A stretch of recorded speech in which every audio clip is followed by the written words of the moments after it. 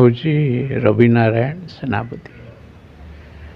मु भारतीय प्रशासनिक सेवा रे दीर्घ वर्ष धरी काम करी अवसर नहीं। मु जड़े कवि, लेखक, गाल्पिक, प्राबंधिक, शिशु साहित्यिक, अनुवादक। तो आज जो पुस्तक उन्मोचन ये हूँ स्मृतिर साक्षर, ये उत्सव रे मु मुख्य अतिथि भाव मत निमंत्रण करिसेंती एवं मु से कार्य निर्वाह करुछि। कवि अशोक कुमार बेहरा जड़े प्रशासनिक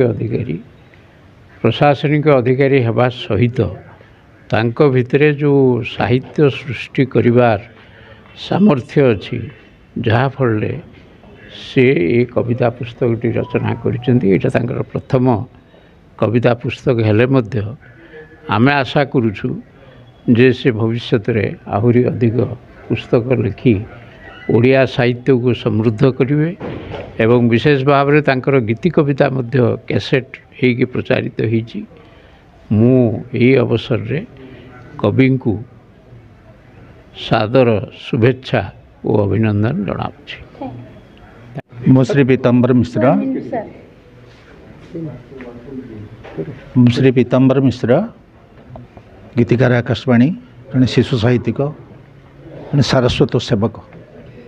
कौन कहे आज लोकार्पण उत्सव? ये लोकार्पण उत्सव हूँ जड़े प्रशासक अशोक कुमार बेहरा बहुत दिन लिखुले, बहुत कथा लिखिं साइतिकी रखी सेटा आज जन्म नेला पुस्तक आकार परिप्रकाश करता। गोटे प्रेरणादायक कथा। आम समस्ते उत्साहित करुचु से आउ कि लिखतु आउ साहित्य भंडार रुद्धिमंत हो, आउ संभार सुरभित हो, जीवन मधुमय हो। प्रकृत में सृजनशीलता ही जीवन को मधुमय करे। जो पर्यंत जीवन भितर सृजनशीलता नहीं सेतिकी बेले जीवन हा हुताश हुए एवं पशुत्व को स्वीकार करे।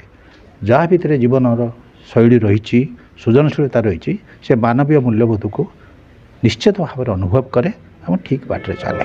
पुस्तकटी कहा श्रुतिर साक्षर जीवन इतिवृत्ति कृति जहाँ किसी से घटना घटी सत्य आधारित उपरे प्रशासक जो अवस्था देखी समस्या उपरे तार समाधान दिगरे से चेष्टा कर स्थानित करने। पुस्तकटी समाज पर किसी प्रभाव बहुत प्रभाव पड़ो। यही कहबी जे ग्रामर चित्र अनेक कथा आमे देई पारना। जड़े ग्रामीण समस्या को आमे आखिके आनी पारना।